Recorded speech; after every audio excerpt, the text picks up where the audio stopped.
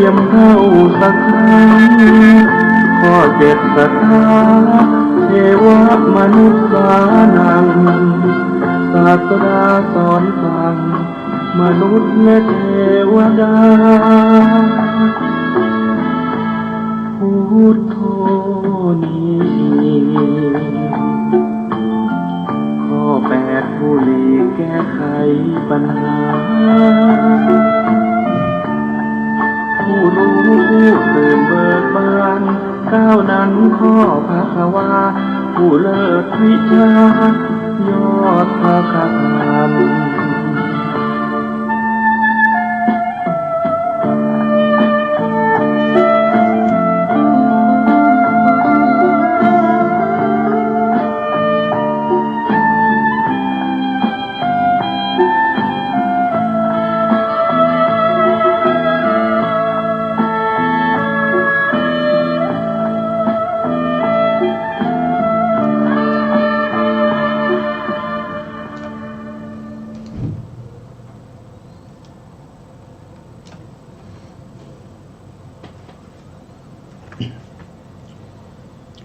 พุทธังสรณังกัจฉามิธัมมังสรณังกัจฉามิสังฆังสรณังคัจฉามิกราบนมัสการพระมหาเถระพระสังฆาธิการพระเถรานุเถระสวัสดีท่านผู้ฟังและผู้ชมทุกท่านกลับมาพบกับรายการพระไตรปิฎกดอยฟ้าทางสถานีวิทยุวัดไฟหินจังหวัดเชียงใหม่ขึ้น 104.5 เมกะเฮิรตซ์ซึ่งเป็นสถานีศึกษาพระพุทธศาสนาและวัฒนธรรมซึ่งจะนำเสนอเกี่ยวกับเรื่องของพระธรรมคำสั่งสอนของพระสัมมาสัมพุทธเจ้าตลอด 24 ชั่วโมงนะครับโดยเฉพาะรายการนี้เป็นรายการที่เราได้นำเอาพระไตรปิฎกและอรรถกถา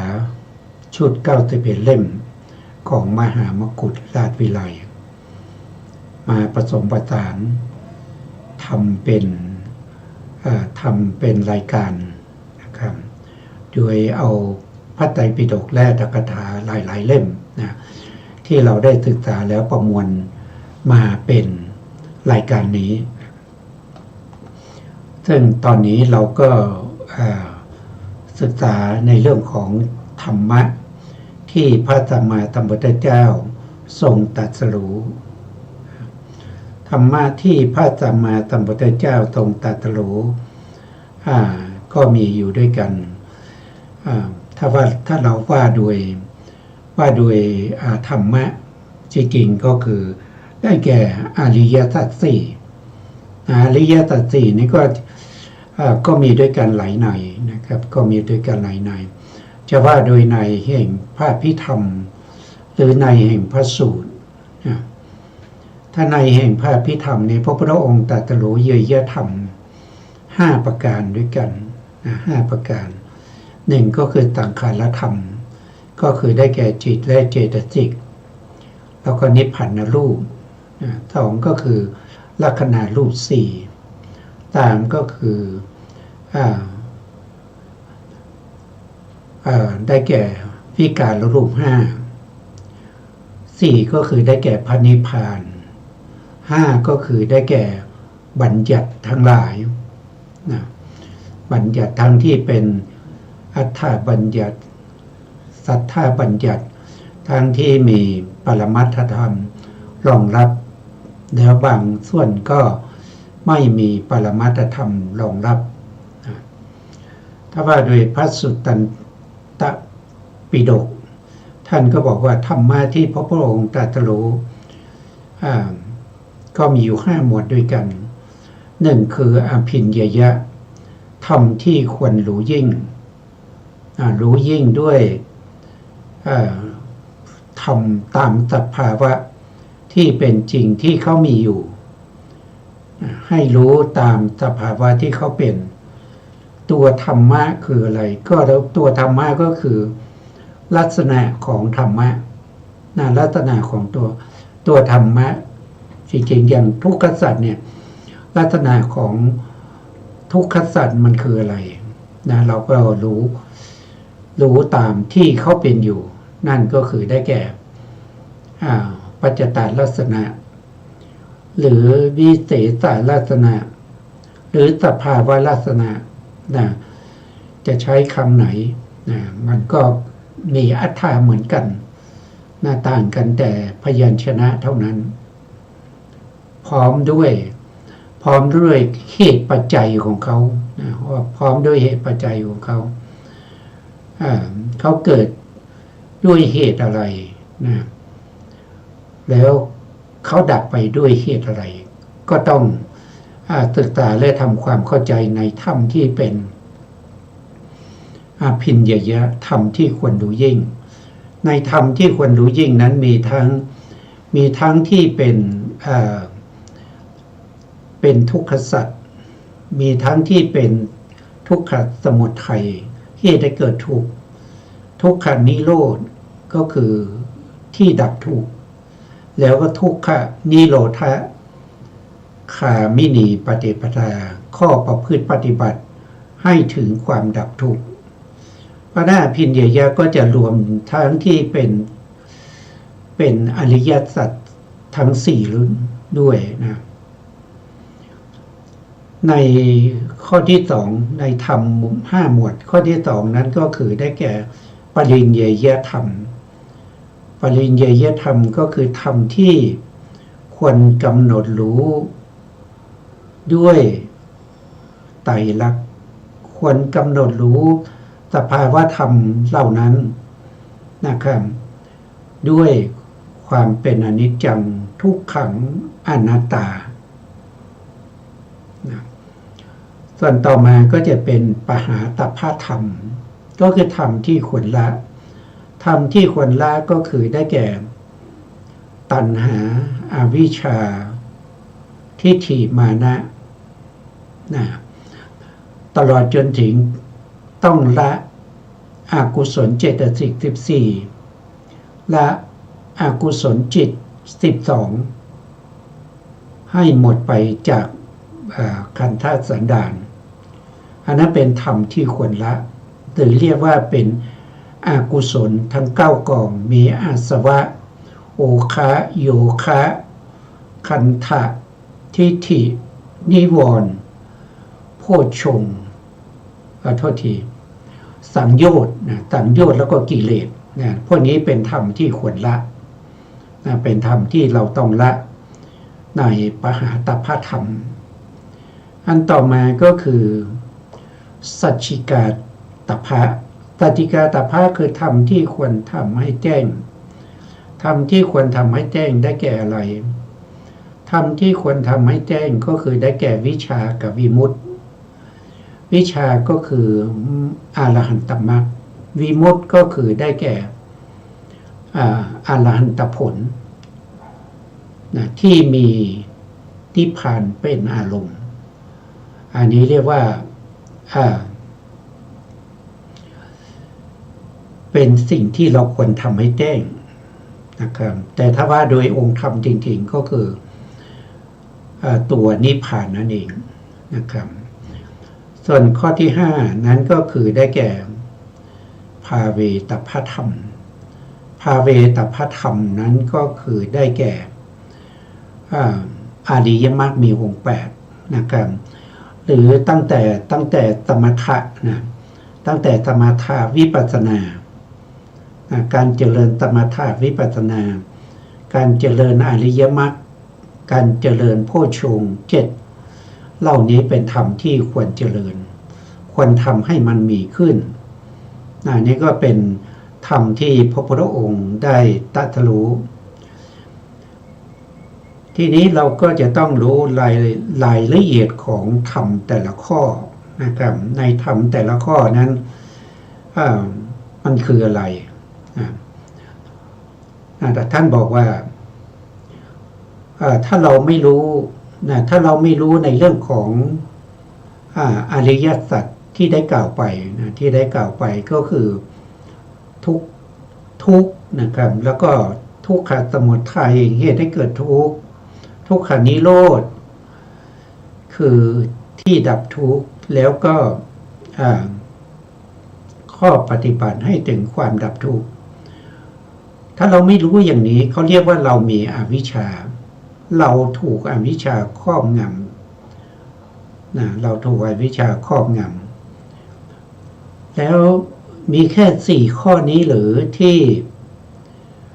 ไม่รู้4ข้อนี้เรามีอวิชชาครอบงำแต่พระพุทธองค์ได้ตรัสว่าผู้ที่มีอวิชชาครอบงำก็คือจะต้องมีอยู่8ข้อด้วยกันนอกจากอริยสัจสี่ที่ได้กล่าวไปที่เราไม่รู้ก็ยังมีอีก4ข้อด้วยกันหนึ่งก็คือไม่รู้จักในเรื่องของขันธ์ในเรื่องของอายตนะ12ธาตุ18ที่มีมาแล้วในอดีต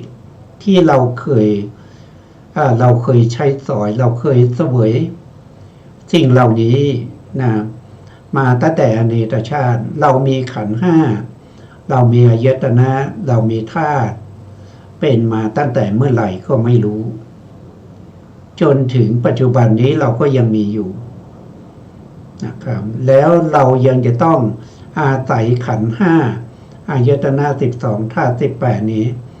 ดำเนินต่อไปในชีวิตในอนาคตในภพหน้าแล้วก็ภพต่อไปโดยไม่มีที่สิ้นสุด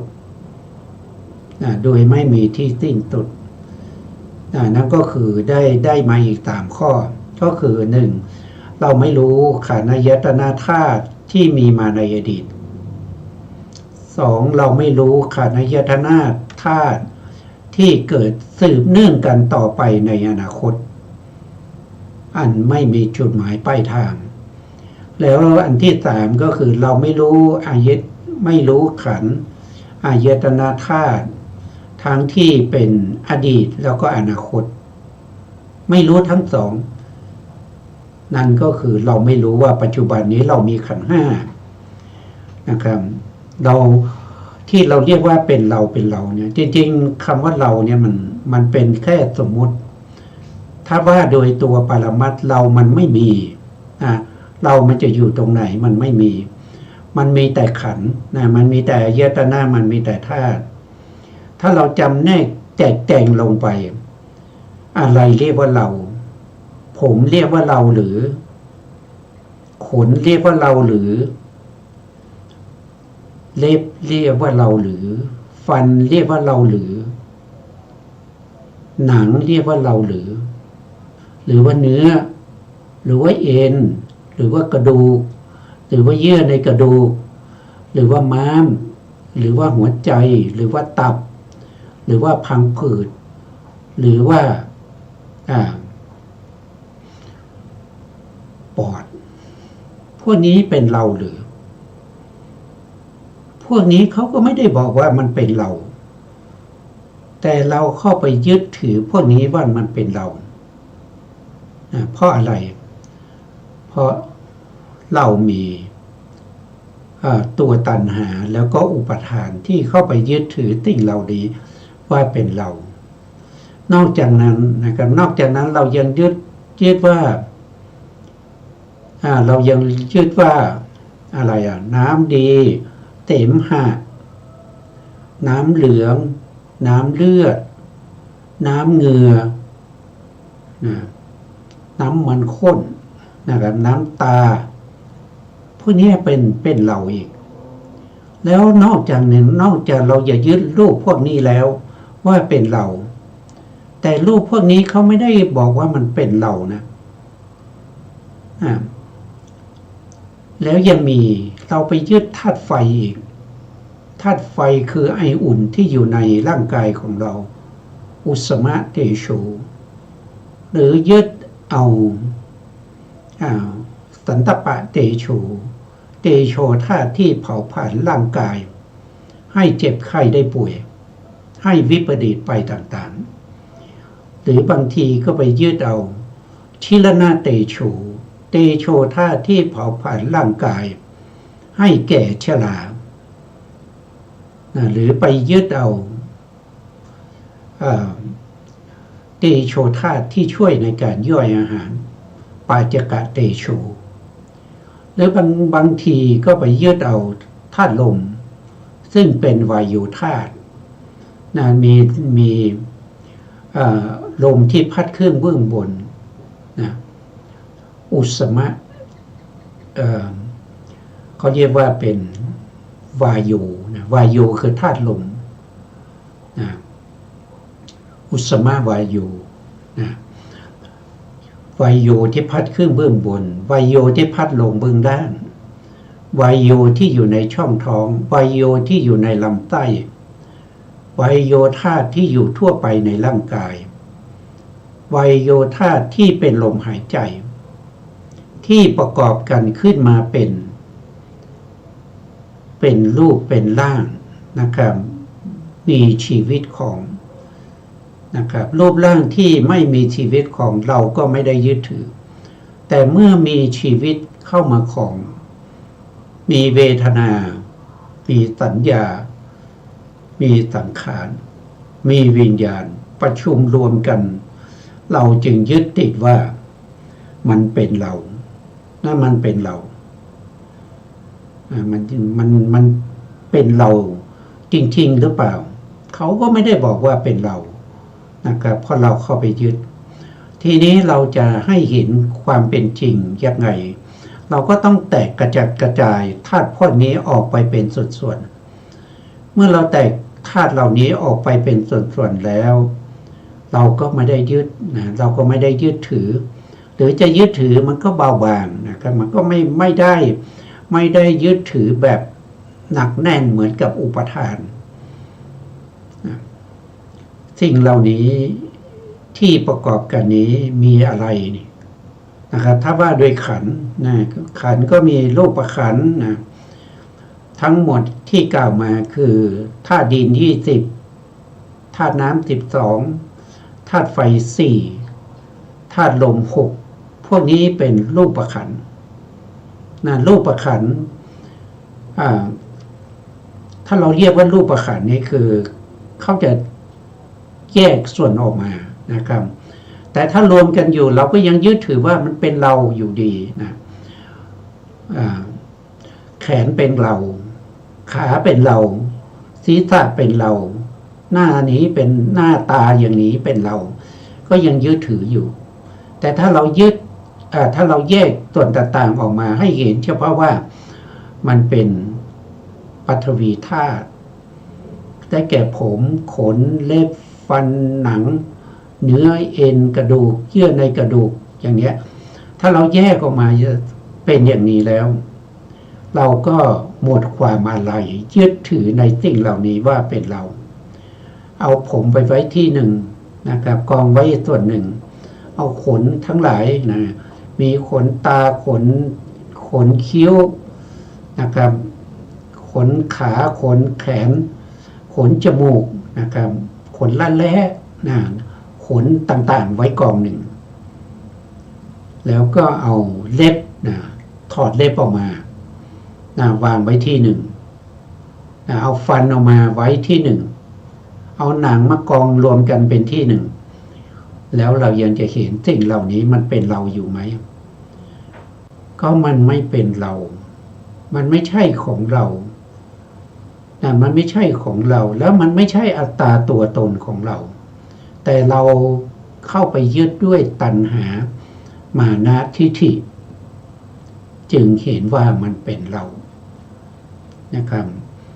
และพระองค์นะครับก็ได้เทศนาสั่งสอนเวนยสัตว์ทั้งหลายให้เห็นตามความเป็นจริงว่าสิ่งเหล่านี้มันคือขันธ์มันคือรูป มันคือรูปขันธ์นะครับมันเป็นเวทนาขันธ์สัญญาขันธ์สังขารขันธ์แล้วก็วิญญาณขันธ์หรือจะเรียกเป็นอายตนะก็จะมีอายตนะภายใน12ก็ได้แก่ตาห หูจมูกลิ้นกายแล้วก็ใจอันนี้เป็นอายตนะภายในหกแล้วแยกส่วนที่เป็นอายตนะภายนอกอีกหกนั่นก็คือได้แก่สีเสียงกลิ่นรสโผฏฐัพพะแล้วก็ธรรมารมณ์อันนี้เป็นอายตนะภายนอกก็มีหกนอกจากนั้นนะครับเมื่อมีอายตนะภายในกับภายนอกนะครับประกอบกันเข้านะครับก็จะทำให้เกิดจิตนะอย่างเช่นพระพุทธองค์ได้ตรัสไว้ในพระสูตรมากมายนะครับว่าอาศัยจักขุคือตาอาศัยตาอาศัยรูปก็คือสีอาศัยตากับสีเกิดจักขุวิญญาณจักขุวิญญาณก็คือเป็นจิตที่อาศัยจักขุประสาทหรือประสาทตาแล้วก็ไปเห็นรูปนะอันนี้คือจักขุวิญญาณมันไม่ใช่เรานะครับมันเป็นแต่ธาตุที่ประชุมกันด้วยอำนาจของเหตุและปัจจัยนะมันจึงเกิดขึ้นนะถ้าไปทางหูก็อาศัยหูคือประสาทหูนะอาศัยหูคือประสาทหูอาศัยเสียงจึงเกิดโสตวิญญาณโสตวิญญาณเป็นตัวทวีเป็นจิตที่รู้เสียงเป็นจิตที่รู้เสียงถ้าเป็นทางจมูกก็อาศัยประสาทจมูกก็คือฆานะอาศัยฆานะกับขันธะคือกลิ่นจึงเกิดฆานะวิญญาณธรรมะสามอย่างประชุมกันก็เป็นผัสสะนะผัสสะคือการประชุมของธรรมะสามอย่างนะก็คือประสาทที่เกิดทางจมูกก็เรียกว่าฆานะสัมผัสสะถ้าเกิดทางตาก็เรียกว่าจักขุสัมผัสสะถ้าเกิดทางหูก็เรียกว่าโสตสัมผัสสะธรรมเหล่านี้มันไม่ได้บอกว่ามันเป็นเรามันไม่ได้บอกว่าเป็นของเรามันไม่ได้บอกว่าเป็นอัตตาของเราแต่เราเข้าไปยึดถือว่ามันเป็นเราเป็นของเราเป็นอัตตาของเราด้วยตัณหามานะทิฏฐินะถ้าเป็นทางลิ้นก็อาศัยลิ้นก็คือประสาทลิ้นอาศัยลิ้นกับรสก็เกิดชิวหาวิญญาณชิวหาวิญญาณมาอาศัยชิวหาประสาทแล้วก็รู้รสธรรมะสามอย่างประชุมกันก็เป็นผัสสะนั้นก็จะเรียกว่าชิวหาสัมผัสสะถ้าเป็นทางกายก็อาศัยกายประสาทกระทบกับโผฏฐัพพารมณ์ก็คือการกระทบสัมผัสเมื่ออาศัยกายกับโผฏฐัพพะจึงเกิดกายวิญญาณกายวิญญาณเป็นตัวจิตที่เกิดขึ้นมาเพื่อรู้โผฏฐัพพะโผฏฐัพพะก็คือความแข็งความอ่อนความเย็นความร้อนหรือความหย่อนความตึงก็เกิดขึ้นเขาก็รู้ตามนั้นแต่จะรู้อะไรจะรู้แข็งจะรู้อ่อนหรือจะรู้เย็นรู้ร้อนหรือรู้ตึงหรือหย่อนหนึ่งก็ขึ้นอยู่กับมนสิการไปในปฐวีธาตุก็จะรู้ความแข็งหรืออ่อนถ้ามนสิการไปที่เตโชธาตุก็จะรู้ความเย็นหรือความร้อนถ้ามนสิการไปที่วายุธาตุก็จะรู้ถึงความตึงกับความหย่อนแต่ธรรมะสามอย่างนี้ประชุมกันก็คือกายประสาทโผฏฐัพพะแล้วกายวิญญาณก็เกิดเป็นผัสสะนั้นก็เรียกว่ากายสัมผัสสะอันนี้เป็นทางกายรวมแล้วทางรูปทวารห้า ที่เป็นรูปนะมีทั้งตาหูจมูกลิ้นและกาย ทีนี้ยังมีในส่วนที่เป็นนามธรรมในส่วนที่เป็นนามธรรมนั้นก็คือได้แก่อาศัยมโนธรรมะเกิดมโนวิญญาณมโนคืออะไรมโนก็คือได้แก่ภวังคจิตนะมโนได้แก่ภวังคจิตภวังคจิตกระทบกับธรรมารมณ์การกระทบของภวังคจิตกับมโนทวารนั้นไม่ได้เหมือนกันกับการกระทบของรูปแต่เป็นการกระทบที่เขาเรียกว่าเป็นวัจนะเขาเรียกว่าวัจนะสัมผัสถ้ากระทบทางกายนะครับเช่นตาเนี่ยกระทบทางตาทางหูทางจมูกทางลิ้นทางกายเขาเรียกว่าปฏิฆาสัมผัสแต่ถ้าทางใจเนี่ยเขาเรียกว่าเป็นวัจนะสัมผัสนะวัจนะสัมผัสก็คือเหมือนกับกระทบแต่เพียงชื่อเท่านั้นเองแล้วกระทบยังไงก็คือขึ้นอยู่กับหนึ่งคืออุปนิสัยของบุคคลนั้นนะอุปนิสัยของบุคคลนั้นเคยสะสมอะไรมามิจริตเป็นยังไงนะครับมีความเชี่ยวชาญเป็นยังไงชำนาญพูดง่ายๆคือเขาชำนาญนะครับของบุคคลนั้นอันนี้เป็นอัธยาศัยของเขาแล้วก็อาศัยกำลังของอารมณ์เช่นอารมณ์ที่เราด้วยอำนาจของอารมณ์ที่เราเคยได้พบได้เห็นมาแล้วในอดีตฉะนั้นอารมณ์ที่เป็นธรรมอารมณ์จึงสามารถปรากฏทางใจได้ เมื่อธรรมอารมณ์กับภวังคจิตอาศัยธรรมอารมณ์อาศัยธรรมะพูดง่ายเพราะพระพุทธองค์ตรัสว่าอาศัยธรรมะกับมโนจึงเกิดมโนวิญญาณ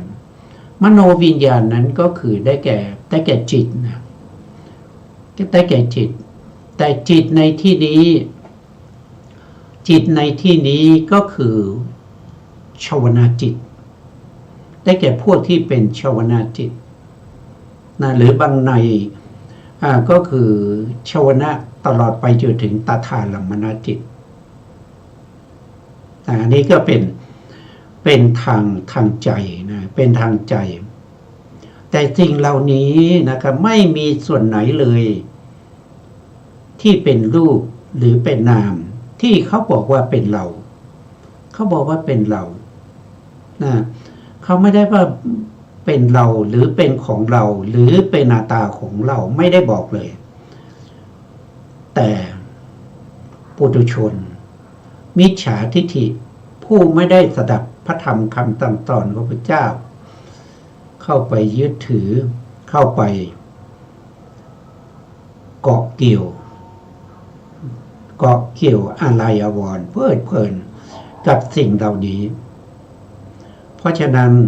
เมื่อเข้าไปเพลิดเพลินด้วยตัณหาจึงทำให้เกิดมีภพใหม่อย่างเช่นเราปัจจุบันนี้เรายินดีพอใจเพลิดเพลินกับการดูอะไรดูละครดูคอนเสิร์ตดูคลิปดูอะไรต่างๆนะครับที่เขานำเสนอในมือถือบ้างในทีวีบ้างในที่ต่างๆบ้างเราเข้าไปยินดีพอใจในการเห็นเหล่านั้นนั่นเป็นตัวเหตุให้เราจะต้องมีตาในภพหน้าคือพูดง่ายๆก็คือเราจะต้องเกิดในภพหน้านั่นเองนะครับในภพหน้าเราจะต้องเกิดอีกถ้าเรายินดีพอใจในเสียงภพหน้าก็ต้องเกิดแน่นอน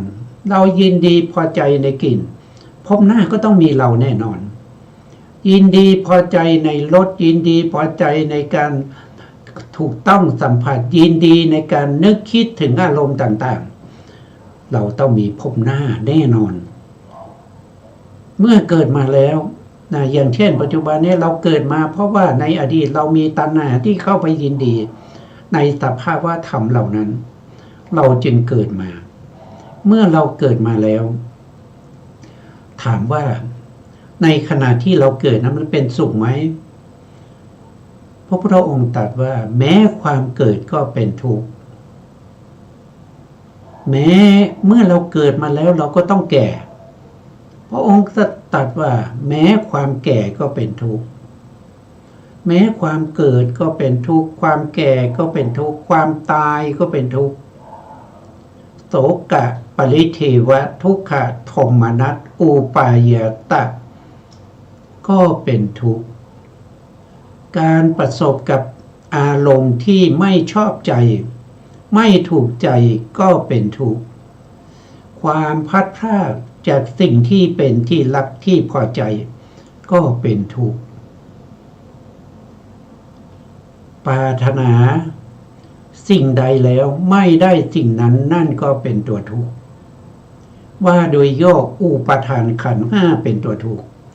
อุปทานขันธ์ห้าก็ได้แก่ตาหูจมูกลิ้นกายแล้วก็ใจนี่แหละที่เป็นตัวทุกข์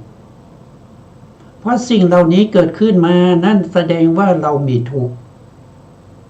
หรือมีการมอบทุกข์ให้เราสิ่งเหล่านี้มันบีบคั้นมันเบียดเบียนเราอยู่เป็นนิด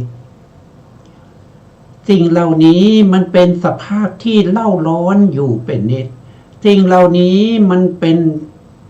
สิ่งที่ถูกปัจจัยปรุงแต่งอยู่เป็นนิดสิ่งเหล่านี้มันวิปริตแปรปรวนไปด้วยอำนาจของปัจจัยมันจึงเป็นทุกข์ถ้าเราไม่มีการเกิดเราจะทุกข์ไหมกับความแก่เราจะทุกข์ไหมกับความเจ็บเราจะทุกข์ไหมกับความตายเราจะมีโทกะปริเทวะทุกขโทมนัสอุปายาตะไหมถ้าเราไม่เกิดมันไม่มีนะมันไม่มีเพราะฉะนั้นหนทางที่จะนำไปสู่ความไม่เกิดนั่นก็คือมัชฌิมาปฏิปทามัชฌิมาปฏิปทาก็คือได้แก่อริยมรรคมีองค์8อันได้แก่สัมมาทิฏฐิ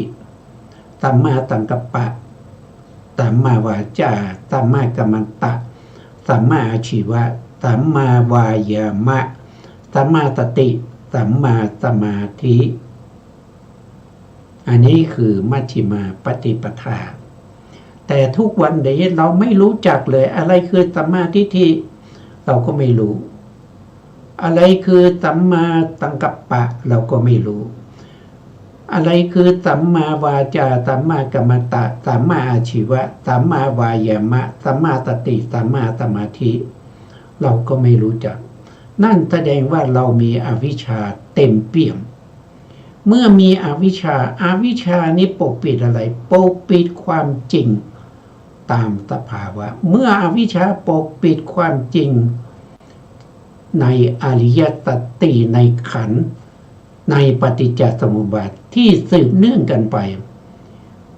แต่อวิชชานี้ไม่ได้เกิดโดดเดี่ยวอวิชชามีเพื่อนมีต่างหายที่เกิดร่วมกันนั่นคือได้แก่ตัวตัณหาได้แก่ตัวตัณหาเมื่อมีอวิชชาเกิดร่วมกับตัณหาตัณหายินดีตามที่อวิชชาปกปิดเอาไว้เมื่อมีความยินดีมากจึงมีการคิดที่จะได้สิ่งเหล่านั้นมาอันนี้เรียกว่าเป็นมโนกรรมเกิดขึ้นแล้วเมื่อคิดหาวิธีการให้ได้มาซึ่งสิ่งที่ตัวเองชอบสิ่งที่ตัวเองต้องการอันนี้คือมโนกรรมแต่เมื่อกำลังของตัณหามากขึ้นเป็นอุปทานก็ล่วงมาทางกายด้วยการไปจับไปยื้อไปแย่งด้วยอาการกิริยาทั้งหลายอันนี้เป็นกายกรรมแล้วบางทีเรายังไม่เข้าไปจับไม่เข้าไปค้นหา ด้วยกายแต่เราพูดถึงเมื่อเราพูดถึงก็เป็นวจีกรรมเพราะนั้นกรรมก็สมบูรณ์นะครับเราจึงมีอวิชชามีตัณหามีกรรมอันนี้แหละมันเป็นเหตุให้เราต้องไปเกิดในภพหน้าสิ่งเหล่านี้เขาเป็นเหตุในภพนี้แต่ผลเขาจะมีในภพหน้าก็คือจะต้องทำให้เราไปเกิดในภพหน้าแล้วเราก็จะต้องมีการเห็นการได้ยินการรู้รสรู้กลิ่นต่อไปสิ่งเหล่านี้มันเป็นทุกข์นะครับมันเป็นทุกข์พระองค์จึงเรียกว่าหนีทุกข์เราเห็นทุกข์ไหมเราพอใจในทุกข์เหล่านี้หรือเปล่าถ้าเราพอใจเราเพลิดเพลิน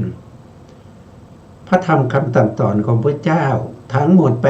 84,000 พระธรรมขันธ์ก็ไม่เหมาะสมกับเราไม่เหมาะสมกับเรานะแต่ถ้าเรายังเห็นโลกนี้มันเป็นโลกที่น่ายินดีน่าเพลิดเพลินน่าสนุกสนานสดใสจังเลยอย่างเนี้ยมันไม่เหมาะกับที่จะมา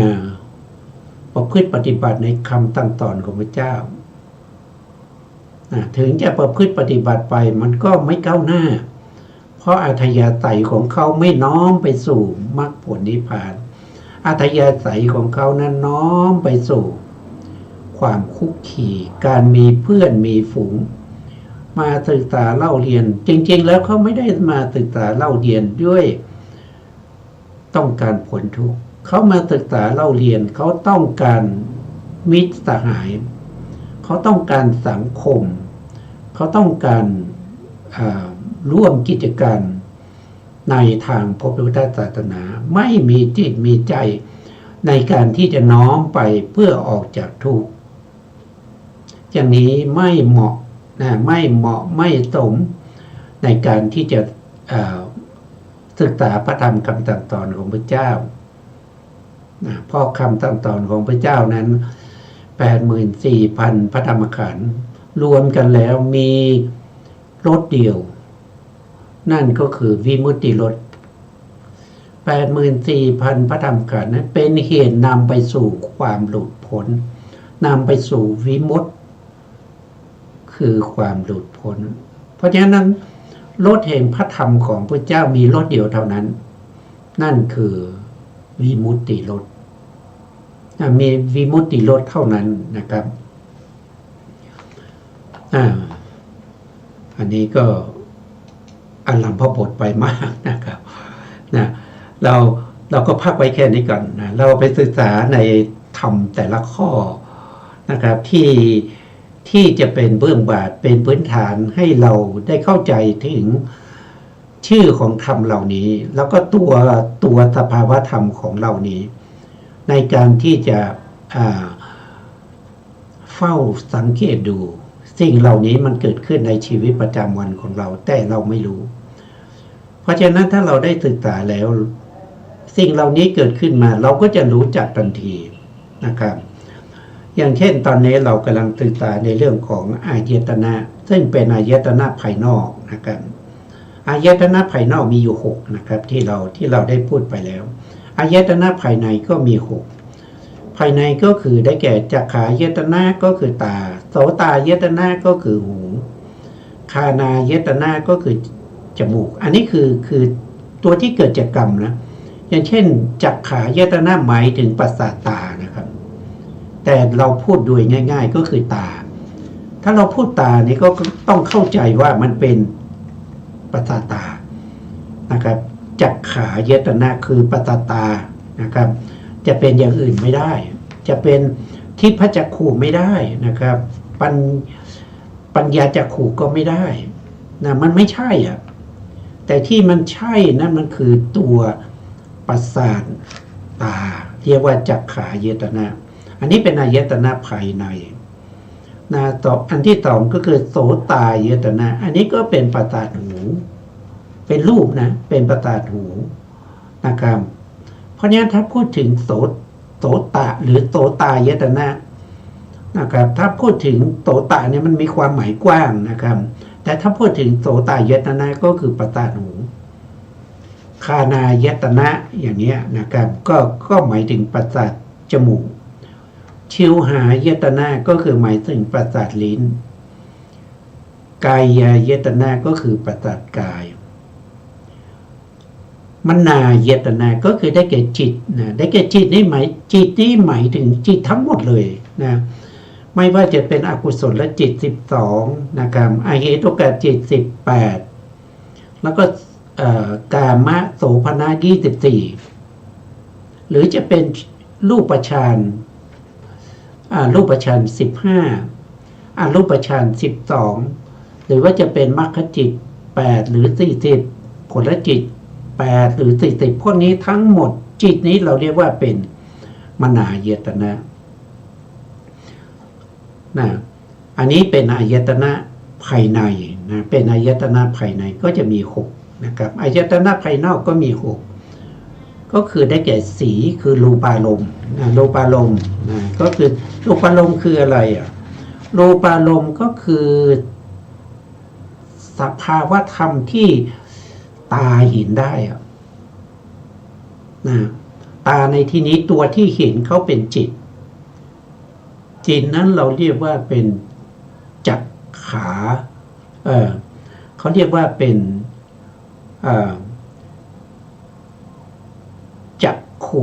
วิญญาณจิตนะจักขุวิญญาณจิตอาศัยตาแล้วก็ไปเห็นรูปารมณ์เห็นสีนะครับสีจึงเป็นสมบัติของตาถ้าไม่มีตาจักขาถ้าไม่มีตาจักขุวิญญาณเกิดไม่ได้เมื่อจักขุวิญญาณเกิดไม่ได้ก็ไม่มีโอกาสที่จะเห็นได้ก็เป็นคนตาบอดคนตาบอดจะมองไม่เห็นสีนะครับถึงแม้จะตาดีก็ตามนะมันจะต้องมีอุปนิสัยให้เกิดการเห็นอุปนิสัยหรือเรียกว่าเป็นปักกตูปานิสยปัจจัยนั่นก็คือได้แก่แสงสว่างต้องมีแสงสว่างด้วยนะครับเมื่อมีแสงสว่างแล้วยังจะต้องประกอบด้วยมนสิการด้วยมนสิการที่น้อมไปเพื่อจะเห็นถึงจะเห็นถ้าไม่ได้น้อมไปเพื่อการเห็นมันก็จะไม่เห็นพวกนี้เป็นอุปนิสัยให้เกิดการเห็นแต่ตัวที่สำคัญจริงๆนั่นคือได้แก่ปัสสัตตาถ้าไม่มีปัสสัตตาธรรมะเหล่านี้เกิดไม่ได้เลยนะครับรูปารมณ์ก็จะไม่เกิดแก่บุคคลที่ตาบอดชิวหาวิญญาณก็จะไม่เกิดให้เกิดกับคนที่ตาบอดนะคือปัสสัตตาเขาไม่ดีเขาจึงมองไม่เห็นสีเขาจึงไม่มีจักขุวิญญาณเขาจึงไม่มีเจตสิกที่เกิดร่วมกับจักขุวิญญาณที่เรียกว่าเป็นสัพพจิตตสาธารณเจตสิกที่เกิดกับจักขุวิญญาณได้แก่ผัสสะเวทนาสัญญา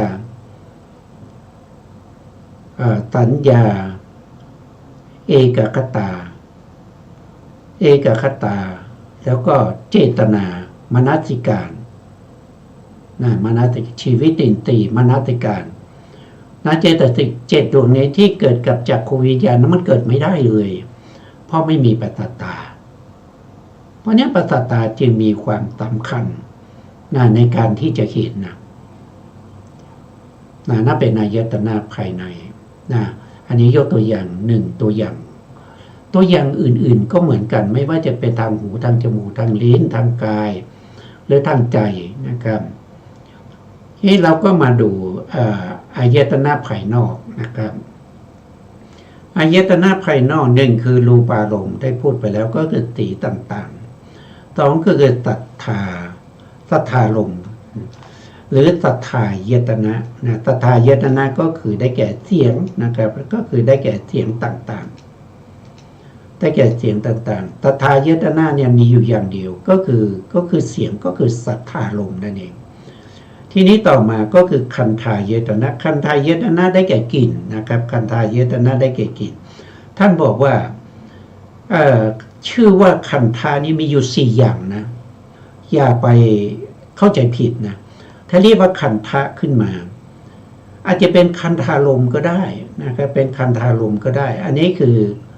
กลิ่นนะครับก็เป็นคันธารมณ์นี้เป็นคันธายตนะนะบางทีก็เป็นศีล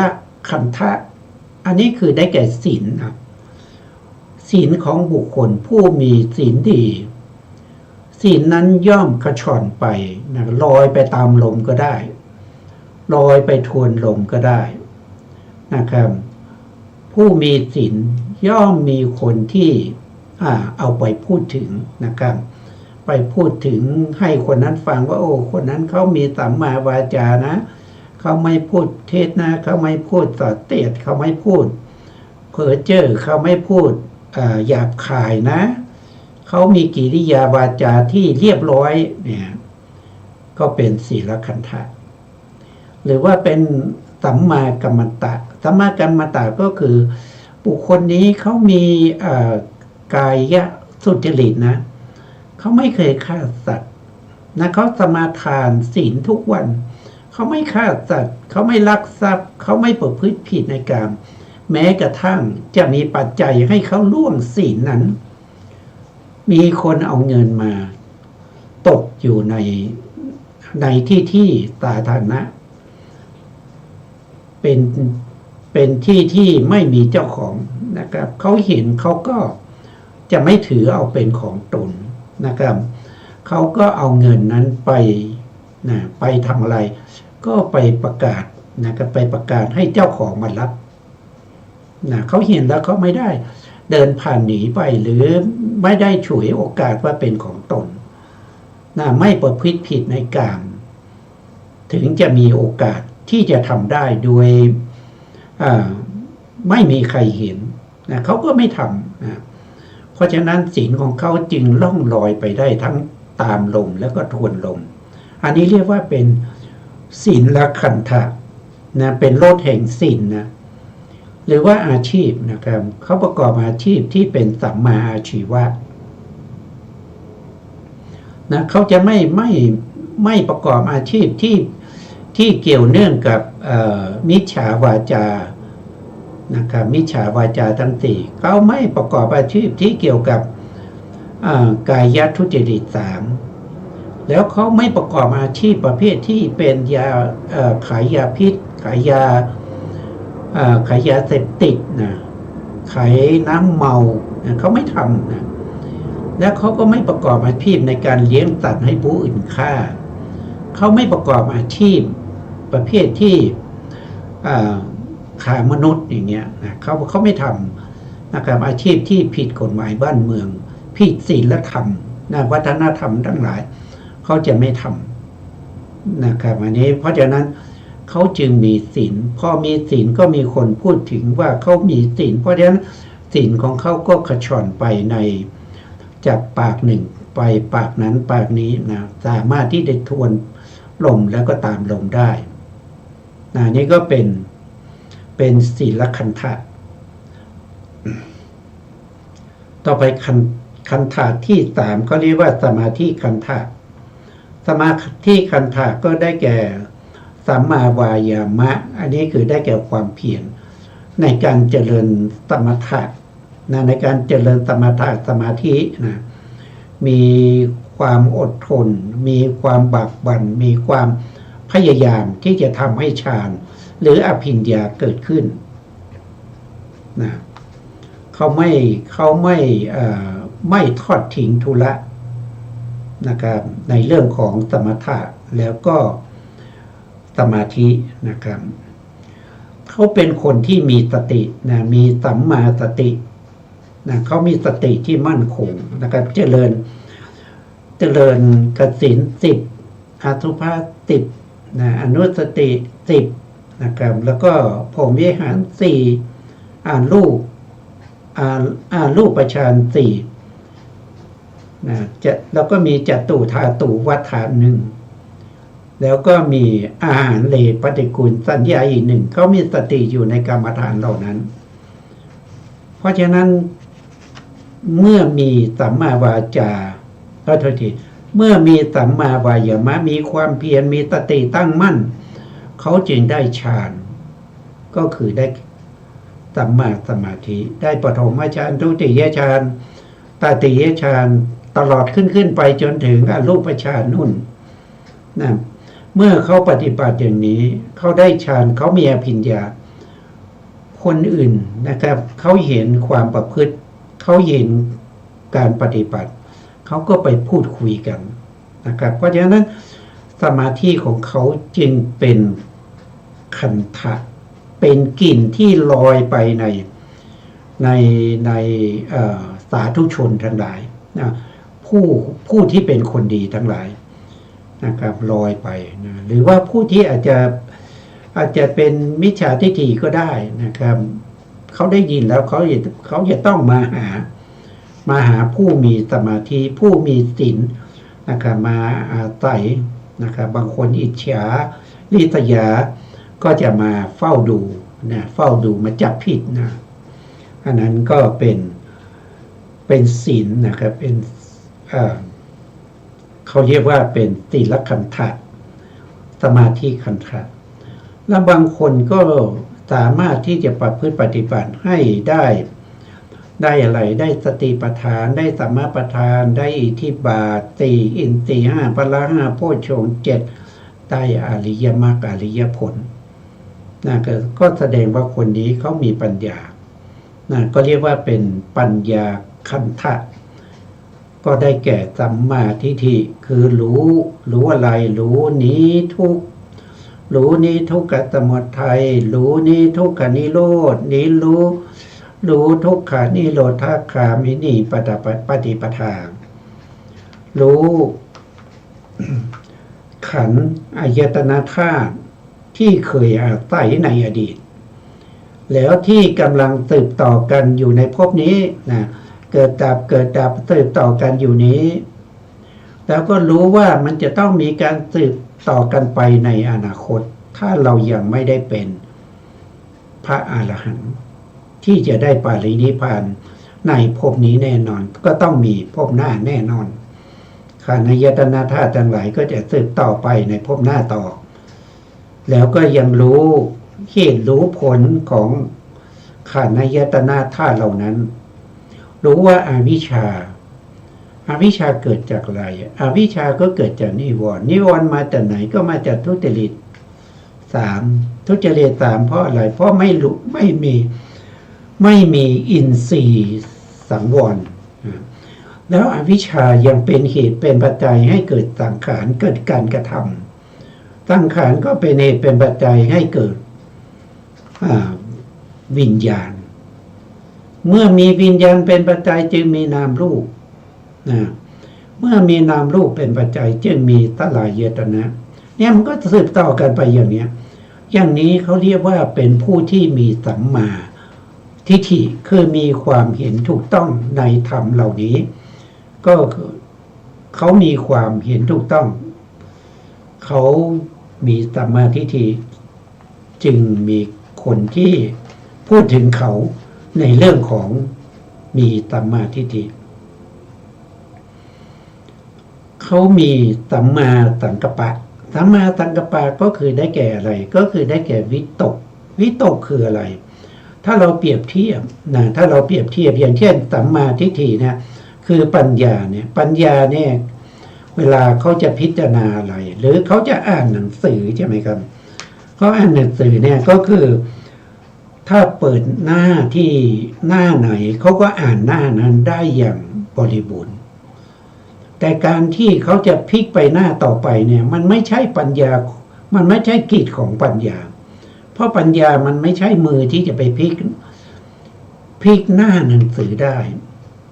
เพราะฉะนั้นปัญญาก็ต้องอาศัยวิตกอาศัยวิตกนั่นก็คือสัมมาสังกัปปะสัมมาสังกัปปะคือตัววิตกที่จะมาพลิกไปหน้าที่ปัญญาจะอ่านนะครับปัญญาจะอ่านหน้าไหนสัมมาสังกัปปะตัววิตกก็จะยกจิตนี้ขึ้นสู่อารมณ์เพื่อให้สัมมาทิฏฐิได้อ่านก็คือพลิกหนังสือให้สัมมาทิฏฐิอ่านนะครับอันนี้ก็เป็นผู้ที่มีปัญญาขันธะนะครับ